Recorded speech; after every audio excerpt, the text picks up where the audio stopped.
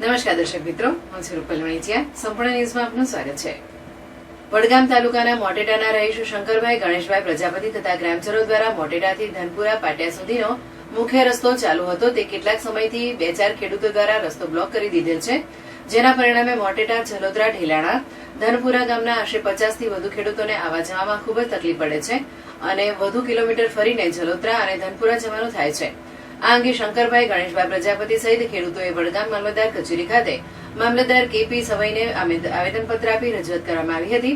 Media સાથેની વાતચીતમાં ખેડૂતોએ જણાવ્યું હતું કે મોટેટા વિસ્તારમાં લોકો ખેતી અને પશુપાલન પર નિર્ભર હોય બનાસ ડેરીની પશુ સારવારમાં વાહનો, કેટલ ફીડ વાહનો તેમજ અન્ય વાહનો લઈ જવામાં તકલીફ પડે છે. રસ્તો ન હોવાથી ઘણીવાર ખેડૂતોના મહામૂલા પશુઓનો સારવારના અભાવે મૃત્યુનું જોખમ પણ રહે છે. વણસોલ ગ્રુપ ગ્રામ પંચાયત હસ્તકમાં મોટેટા અને ધનપુરા ગામનો સમાવેશ થયેલ હોય સદર રસ્તો ઓફિશિયલ કામકાજ તેમજ રોજબરોજના કામકાજ, પ્રાથમિક શિક્ષણ જેવી કામગીરીથી પણ વણસોલ ગામેથી થાય છે. આવા કારણોને લઈ સદર રસ્તો તાત્કાલિક ખુલ્લો કરાવી આપવા વિનંતી કરવામાં આવી છે.